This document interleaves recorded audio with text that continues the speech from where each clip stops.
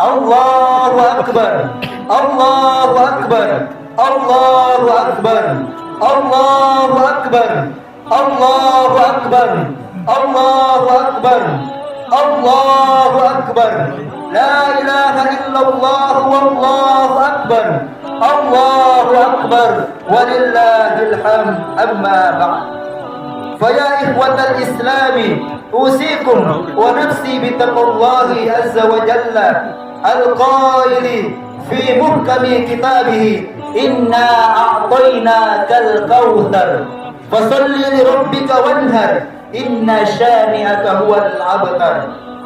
Kaum muslimin rahimakumullah, Allahu Akbar, Allahu Akbar, Allahu Akbar walillahil hamd. Biarkan hari ini kita menghirup iman yang terdalam.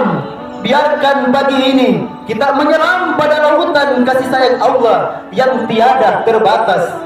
Biarkan saat-saat penuh berkah ini kita nikmati setiap detiknya dengan bahagia. Karena kata Allah masih bisa terucap, karena Allahu Akbar tetap membahana di muka bumi Allah, membuat yakin pada Allah, menghujam dalam, menghias setiap helaan nafas kehidupan. Maka biarkan bahagia menyapa setiap jiwa. Allahu Akbar, Allahu Akbar, Allahu Akbar walillahil hamd. Di antara karunia terindah di dunia ini bagi umat manusia adalah keluarga. Allah Azza wa Jalla berfirman, "Wa min ayatihi an khalaqa lakum min anfusikum azwajan litaskunu ilaiha wa ja'ala bainakum mawaddatan wa rahmah inna fi dzalika laayatin liqaumin yatafakkarun." Yang artinya, dan di antara tanda-tanda keuksaannya, ia dia menciptakan untukmu istri dan jenismu sendiri, supaya kamu cenderung dan merasa tentram kepadanya, dan dijadikannya di antaramu rasa kasih dan sayang. Sesungguhnya pada demikian itu benar-benar terdapat tanda-tanda bagi kaum yang berfikir. Quran surah Ar-Rum ayat 21. Dalam keluarga berpadu cinta, padanya bertaut jiwa, darinya Allah Ta'ala ciptakan generasi sepanjang masa.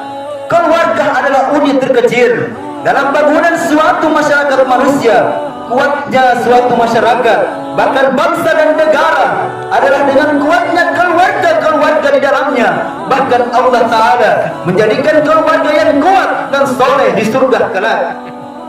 Jannatu adnin yadkhulunaha wa man salaha min abaihim wa azwajihim wa dzurriyyatihim. Yang artinya yaitu surga-surga Aden yang mereka masuk bersama orang-orang yang soleh dari bapak-bapak, istri-istri dan anak-anak mereka. Quran surah Ar-Ra'd ayat 23. Sebaliknya, hancurnya suatu bangsa dan negara adalah dengan runtuhnya dan hancurnya bangunan keluarga di dalamnya. Allahu Akbar, Allahu Akbar, Allahu Akbar walillahil hamd. Kaum muslimin rahimakumullah, hari ini kita menyaksikan demikian gencar, masif dan strukturnya upaya global untuk meruntuhkan bangunan keluarga itu. Merebaknya LGBT yang saat ini dengan berbagai wasilah, terutama dengan media internet, sesungguhnya adalah upaya menghancurkan institusi keluarga yang pada intinya bertujuan menghancurkan peradaban manusia, fitrah manusia yang diciptakan Allah berpasang-pasangan antara laki-laki dan perempuan, hendak diubah menjadi hubungan sesama jenis yang menghasilkan demikian banyaknya musibah dan marah bahaya. Menyebarnya penyakit HIV/AIDS yang sangat mematikan adalah akibat dari perilaku homoseksual dan lesbianisme yang sangat dimurkai oleh Allah Subhanahu wa Ta'ala. Perilaku yang menyimpan ini hanya mengundang petaka berupa penyakit yang mematikan, kepunahan ras manusia dan kemurkaan Sang Maha Kuasa. Oleh karena itu, sangat menjijikkan perilaku sebagai politisi yang berupaya melincirkan jalan legalisasi kemaksiatan ini dalam bentuk perundang-undangan. Sepertinya saat ini kita kehilangan budaya malu. Banyak orang bahkan bangga dengan dosa. Wallahu musta'an. Maka benarlah sabda Nabi Muhammad SAW. Beliau mengatakan, "Idza lam tastahi fasna' ma syi'ta." Jika engkau tidak punya malu, maka lakukanlah sesukamu. Semakin miris hilangnya rasa malu ini dengan perilaku dunia maya. Saat pengguna media sosial yang semakin liar menerabas semua norma agama dan tata krama tanpa ada batas. Segenggam layar kaca telah menjelma menjadi pintu neraka. Kaum muslimin rahimakumullah, masalah semakin runyam dengan hantaman terhadap institusi keluarga muslim dengan kampanye nikah beda agama yang bukan lagi sekedar kita pandang dari sudut fikih semata, namun hal ini telah menjadi wasilah untuk meruntuhkan sendi utama keluarga muslim, yaitu akidah Islam. Apakah kekufuran yang hendak kita wariskan pada anak dan cucu kita? Belajarlah pada Nabi Nuh alaihi salam yang demikian pekah melindungi generasi dari kekufuran, bukan justru memberikan ruang pada kekufuran.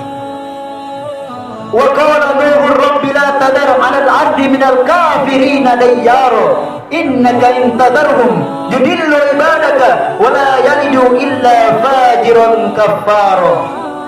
Artinya Nuh berkata, "Ya Tuhanku, janganlah engkau biarkan seorang pun di antara orang-orang kafir itu tinggal di atas bumi. Sesungguhnya jika engkau biarkan mereka tinggal, niscaya mereka akan menyesatkan hamba-hambamu, dan mereka tidak akan melahirkan selain anak yang berbuat maksiat, lagi sangat kafir."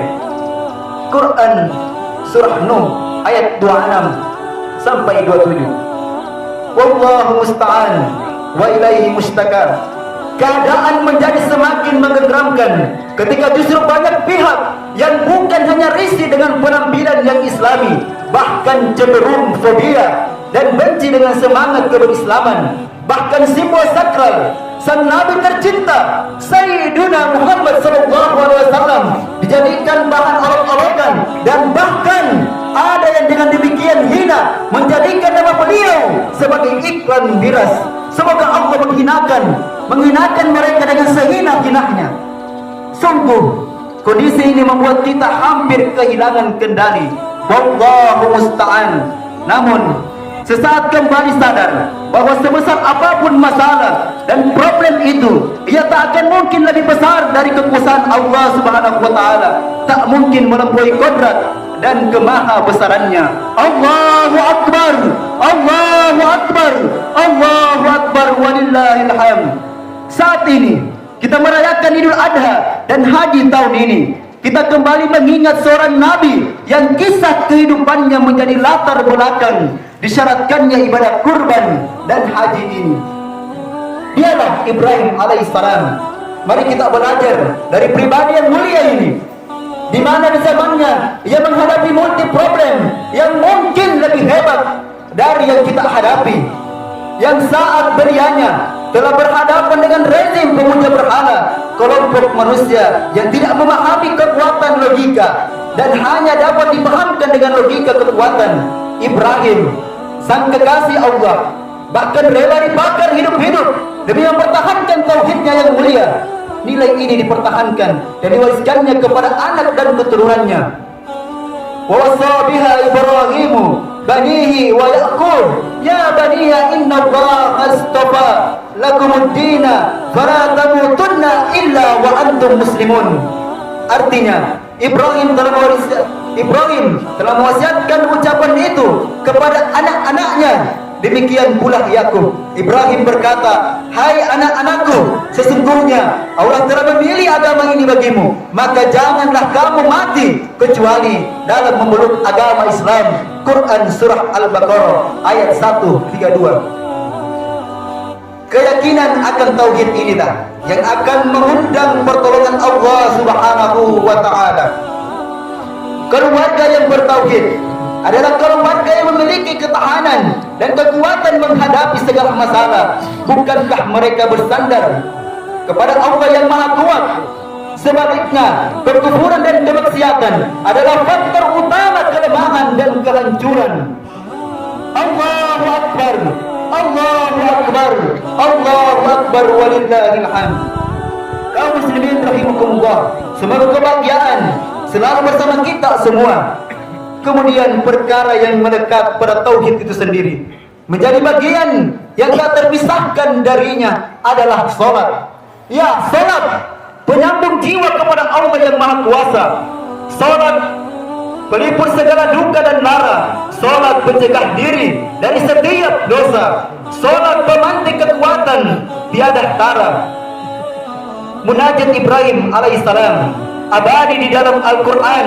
Rabbana inni askantu min dzurriyyati biwadin ghairi dzi dzar'in inda Rabbana liyuqimus salata faj'al af'idatan minan nasi tahwi ilaihim warzuqhum min thamarati la'allakum yashkurun. Artinya, ya Tuhan kami, sesungguhnya aku telah menempatkan sebagian keturunanku di lembah yang tidak mempunyai tanam-tanaman di dekat rumah Engkau Baitullah yang dihormati. Ya Tuhan kami, yang demikian itu agar mereka mendirikan salat, maka jadikan hati sebagian manusia cenderung kepada mereka dan beri rezekilah mereka dari buah-buahan. Mudah-mudahan mereka bersyukur. Quran surah Ibrahim ayat 37. Jangan pernah menyerah mewariskan ketaatan yang satu ini pada setiap buah hati kita. Kita perlu untuk mengevaluasi salat kita dan menjadikannya lebih berkualitas. Keluarga ahli salat adalah pilar kekuatan bangsanya. Generasi terlemah adalah generasi yang melalaikan salat, yang berakibat jiwa menjadi liar dan dipermainkan oleh hawa nafsu. Demikian pentingnya salat ini, hingga Rasulullah SAW beliau mengajarkan, muru auladukum bis salati wa hum abna'u sab'i sinina wadribuhum 'alaiha wa hum abna'u ashrin wa farriqu bainahum fi madaji'i.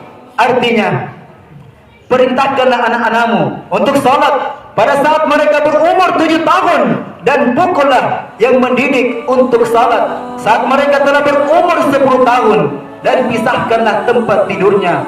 Hadis riwayat Abu Daud.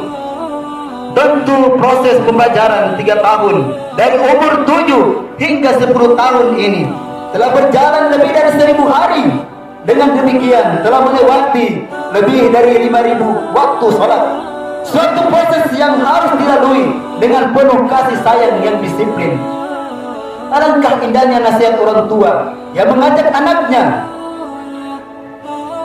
Bunya tawadda wa qum bis salati wa salli li rabbika taqsim ridahu idza radiyallahu an muslim yanalu sa'adata tiwalal hayati. Artinya, anakku, berurulah dengan tegakkanlah salat. Salatlah untuk Tuhanmu, niscaya kau dapat ridhonya. Jika Allah telah meridhoi seorang muslim, bahagia selalu akan bersama di dalam hidupnya. Allahu Akbar, Allahu Akbar, Allahu Akbar, walillahil hamd.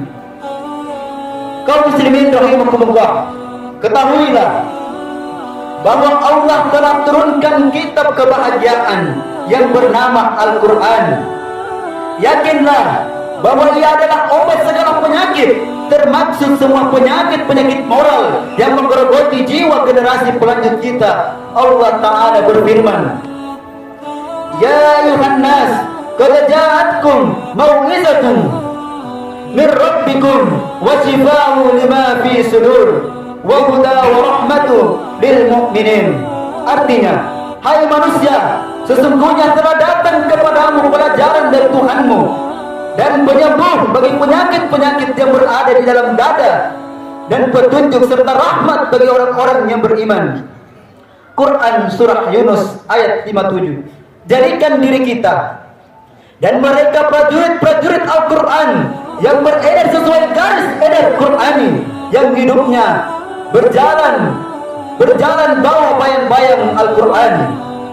Yang Al-Quran bukan hanya di sakunya, namun juga di dada dan hatinya, yang mekarnya semua asa dan azamnya. Al-Quran itulah inspirasi dan ia adalah motivasi. Allahu Akbar, Allahu Akbar, Allahu Akbar, walillahil hamd. Pendidikan Islam yang paripurna pada setiap keluarga adalah jihad dan perjuangan kita untuk agama, bangsa dan negara.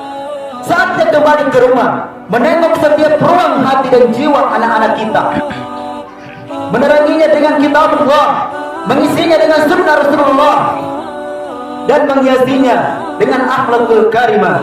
Allahu Akbar, Allahu Akbar, walillahil hamd. Kaum muslimin rahimakumullah, bencana demi bencana, musibah demi musibah, bahkan fitnah demi fitnah menerpa umat dan bangsa ini. Namun kita harus tetap yakin bahwa selalu ada cahaya di ujung lorong gelap itu. Sejarah selalu membuktikan bahwa pertolongan Allah tidak akan pernah terhambat, dan itu bermula dari keluarga pejuang yang melahirkan para pejuang.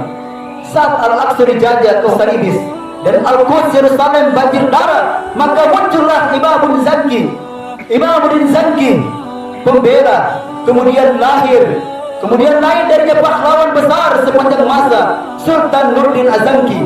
Dari semangat seorang ayah pejuang Najamuddin Ayyub, lahirlah seorang pembela Al-Aqsa yang bernama Sultan Salahuddin Al-Ayyubi.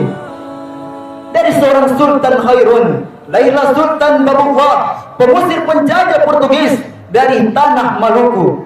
Dari seorang Sultan Malikus Said, lahirlah sang ayam jantan dari timur, Sultan Hasanuddin. Dari keturunan Sultan Agung, lahirlah sang putra Tanah Jawa, Pangeran Diponegoro. Zuriyatan ba'duha min ba'di wallahu sami'un alim. Artinya, sebagai satu keturunan yang sebagiannya keturunan dari yang lain, dan Allah Maha mendengar lagi Maha mengetahui. Quran surah Al-Imran ayat 34. Semoga dari rumah-rumah kita akan melahirkan Salahuddin milenial yang menjadi generasi pembebas Al-Aqsa, akan lahir di Ponegoro dan Hasanuddin masa kini, para penjaga panji-panji tauhid di Nusantara, para penebar iman dan kasih sayang, para pembela cinta dan kebenaran, yang takutnya hanya pada yang maha kuasa, yang harapannya hanya pada sang maha pencipta, yang impiannya hanya menebar bahagia. Allahu Akbar, Allahu Akbar, walillahil hamd. Aqulu qawli hadha wa astaghfirullahal azim li wa lakum min kulli dhanbi innahu huwal ghafurur rahim. Alhamdulillahi wahdahu wassalatu wassalamu ala man la nabiyya ba'da wa ala alihi wa sahbihi wa mawala wa la hawla wa la quwwata illa billah, amma ba'd. Kaum muslimin azzakumullah, Allahu Akbar, Allahu Akbar, Allahu Akbar, walillahil hamd. Pemimpin yang adil di hari kiamat kelak akan mendapatkan keutamaan yang khusus, yakni akan mendapatkan naungan Allah, sehingga dia tidak akan merasakan panasnya matahari yang pada hari kiamat tersebut didekatkan di atas kepala manusia sejarak 1 mil. Karena itu, dalam kesempatan ini kami mengingatkan kepada para pemimpin dan pemegang kebijakan publik agar bertakwa kepada Allah dalam setiap putusannya, bahwa setiap pemimpin akan diminta pertanggungjawabannya. Jangan gadaikan umat dan bangsa ini dalam kebinasaan. Kezaliman hanyalah ruang-ruang gelap yang akan menjerumuskan pada jurang neraka yang kelam. Rasulullah SAW, beliau bersabda, ittaqu zulma fa inna zulma zulumatun yaumal qiyamati. Takutlah dari kezaliman, karena sesungguhnya kezaliman adalah kegelapan yang berlapis-lapis pada hari kiamat. Hadis riwayat Muslim. Wa a'udzu billahi min zalik. Wahai para ayah, jadilah ayah siaga penuh cinta. Seterus doamu adalah sebening hati anakmu. Seindah perangaimu adalah selurus budi pekerti di buah hatimu. Sekuat harapanmu adalah seteguh azam generasimu pelanjutmu. Dikaulah penanda ilahi di dunia ini. Wahai para bunda, hadirlah pada jiwa anandamu. Kaulah madrasah, engkau pelabuhan hati, engkau kasih sayang sejati, engkau benteng jiwa, bahkan surga ada di telapak kakimu. Maka jangan menghadirkan neraka dari tangan-tanganmu melalui segenggam layar kaca. Wahai para ananda, petarung zaman, mujahid Al-Quran, majulah ke hadapan, teguhkan langkahmu. Akhlak mulia adalah pakaian terindahmu. Tauhid adalah inti jiwamu. Jihad adalah jalan hidupmu. InsyaAllah Allah akan mempertemukan kita di surga kelak. Wahai para muslimah sejati, hijabkan raga dan jiwamu. Kehormatan adalah segalanya bagimu. Jangan terperdaya pada rusan berbulu domba. Gembirakan selalu dirimu dengan kitab Allah. Allahu Akbar, Allahu Akbar, walillahil hamd. Wahai para penggerak dakwah, satukan tekad, satukan harap, indahkan kata para saudara. Jangan ada luka di antara kita. Jika ada kata menggores jiwa, maka saling maaf menyatukan segala asa. Bukankah Allah mensifati mereka yang bertakwa kepadanya melalui firman-Nya, alladzina yunfikuna fis sarra'i wad dharra'i wal kadzibina al-ghaiza wal afina an-nas wallahu yuhibbul muhsinin. Artinya, orang-orang yang bertakwa, orang-orang yang bertakwa yaitu orang-orang yang menafkahkan hartanya baik di waktu lapang maupun sempit, dan orang-orang yang menahan amarahnya dan memaafkan kesalahan orang. Allah menyukai orang-orang yang berbuat kebajikan. Quran surah Al-Imran ayat 134. Wahai kaum muslimin, kitalah garda terdepan bangsa ini. Jagalah negeri warisan para pejuang ini, Nusantara tercinta. Biarkan setiap jengkalnya bertasbih dalam tasbih semesta. Hadirkan cinta dari setiap rumah kita. Negeri ini akan jaya biiznillah dengan keluarga kuat, penuh berkah dalam iman yang bertakhta pada setiap jiwa. Allahu Akbar, Allahu Akbar, walillahil hamd. Di hari Idul Adha ini, Idul Kurban yang mulia, mari semakin dekat pada Sang Maha Pencipta Allah Subhanahu wa Ta'ala dengan ibadah kurban. Ibadah kurban disyariatkan pada hari ini dan 3 hari setelahnya. Mari laksanakan dengan cara terbaik sesuai tuntunan syariat. Hewan yang dapat dikurban adalah domba yang genap berusia 6 bulan, kambing yang genap setahun, sapi yang genap 2 tahun. Hewan kurban tidak boleh memiliki cacat atau penyakit yang bisa berpengaruh pada dagingnya, jumlah maupun rasanya. Seekor domba atau kambing hanya mencukupi untuk kurban 1 orang saja, sedangkan seekor sapi boleh berserikat untuk 7 orang. Kecuali berserikat pahala, maka boleh pada semua jenisnya. Maka boleh pada semua jenisnya tanpa batas. Sebaliknya, pemilik kurban yang menyembelih sendiri hewan kurbannya, tetapi bisa diwakilkan kepada penjagal dengan syarat seorang muslim yang menjaga salatnya, mengetahui hukum-hukum menyembelih, dan upahnya tidak diambilkan dari salah satu bagian hewan kurban itu sendiri, kulit atau daging, meskipun dia juga bisa mendapat bagian dari hewan kurban sebagai sedekah atau hadiah. Pembagian hewan kurban yang telah disembelih dapat dibagi 3 bagian, buat pemiliknya, buat hadiah, dan buat sedekah kepada fakir miskin. Allahu Akbar, Allahu Akbar, walillahil hamd. Akhirnya, mari kita bersimpuh memohon dan berdoa pada Allah Sang Maha Pegenggam semesta. Ya Allah, ampuni kami, hanya itu perintah kami. Dosa kami melangit, namun ampunan-Mu melebihi langit dan bumi. Ya Allah, jagalah tanah suci kami semuanya, Makkah dan Madinah. Jangan biarkan tangan-tangan kotor menebar nista padanya. Allahumma ya Allah, kembalikan dan merdekakan segera Al-Aqsa. Hadirkan jiwa raga dan kami dalam kemerdekaan itu. Ya Allah, ampuni orang tua kami, jadikan kami anak berbakti. jauhkan kami dari durhaka, satukan kami dalam rahmat-Mu hingga berkumpul di surga kelak. Ya Allah, satukan hati kami dalam meniti jalan juang ini. Enyahkan semua benci, buat kami saling mencintai kerana-Mu. Ya Allah, jagalah para guru dan pemimpin kami. Berilah petunjuk-Mu pada mereka dalam memimpin bahtera perjuangan ini. Ya Allah, Engkau Maha Tahu. Layar telah kami kembangkan, tinggal perahu juang itu berlayar menuju pulau harapan, atau biarkan kami tenggelam dalam lautan kasih sayang.